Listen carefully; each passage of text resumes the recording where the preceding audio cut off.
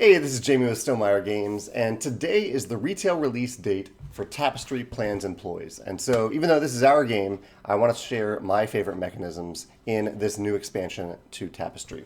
The expansion includes a lot of stuff that's already found in the core game, not duplicated materials, but like more tapestry cards, more landmarks, more civilizations. And so I won't go into those. There are even more space tiles as well. But there are two things that are new to the expansion that aren't found in the original game, new concepts that aren't found in that game, and so I want to talk about them as my favorite mechanisms for this expansion. The first, the completely new type of card, are landmark cards. You can see these here. Each of these cards is paired with a specific landmark miniature. Let's see if I can find the one that pairs with this one. Yeah, here we go. So the urban farm pairs with this landmark miniature.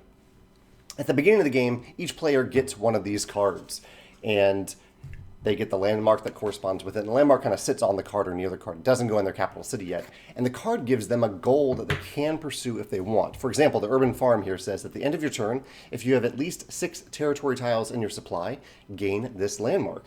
That means you get to place the landmark in your capital city.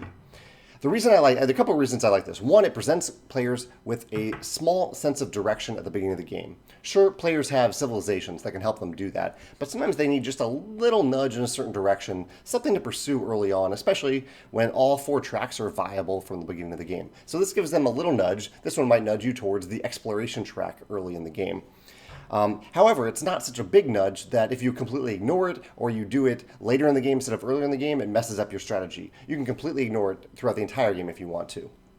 And also, it doesn't move you away from a viable strategy. Sometimes, I've done this in my own games, I've given players objectives that take them away from winning strategies, just to see how players respond to that, how they turn that objective inside into a winning strategy. But here, it's perfectly fine to have a bunch of territory tiles so that you can explore and have lots of options when you explore.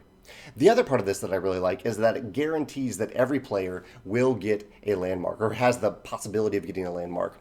In higher player counts of Tapestry, there are situations where all the other players kind of jump ahead on the tracks before you do, and you don't get a landmark early on in the game. And maybe sometimes late in the game, you are struggling to get landmarks. There are plenty of landmarks in the game. They're on the tracks, they're on the tech cards, but this kind of guarantees that there's one reserved for you that you don't need to worry about. You don't need to race to it compared to other players. You're going to get this landmark if you pursue this little goal, which usually you can accomplish maybe a third of the way through the game. So I like that players have this own thing that no one else can interact with, no one else can take away from them. It is theirs to gain. So landmark cards, that's my first favorite mechanism in the Tapestry Plans Ploys expansion. The other is a new type of tapestry card. So this is an existing type of card, tapestry cards, but these are a little different. These are a little sneaky. They add a little bit of interaction to the game, let players feel a little mischievous. And basically they are a style of trap card that have different mechanisms on them. So they're cards that you can play in response to someone conquering you, or you can potentially play it as you are conquering someone. So for example, I have stolen plans here. This says you may discard this from your hand if an opponent plays a trap against you. So this is brand new, right? Someone plays a trap against you. You try to conquer someone, so they play a trap against you to prevent you from controlling that territory. If they do that, you say, hey, wait, I've stolen your plans to trap me. If you do, cancel their trap card and gain a random tapestry card from their hand. So that trap card gets discarded and you even gain a tapestry card from their hand. Or you can simply play it as a tapestry card. This says it's a little shiny here for me to put that up there, but if played as a tapestry, gain 8 points and a tech card. So that's another different thing about these. All the trap cards in the core game, all 7 of them, are identical, including the 10 points that you gain if you simply play them as a tapestry card. But all of these cards are different. This one, Retreat, says that if you play it as a tapestry card, you gain 9 points and you draw a tapestry card. And just to read another one out loud, it says, you may discard this, here's what it looks like, Retreat. You may discard this from your hand if an opponent tries to conquer your territory. You can't also play a trap card.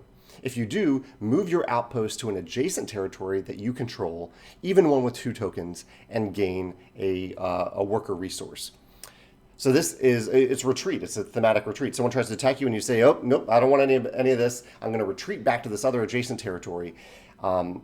And it gives you a resource, and that resource can later be spent possibly, to go back and conquer that territory that the opponent just tried to conquer, because there's only one token there now that you've retreated out of that territory. So you can go back in and reconquer it, basically, with an opponent there and potentially topple their outpost.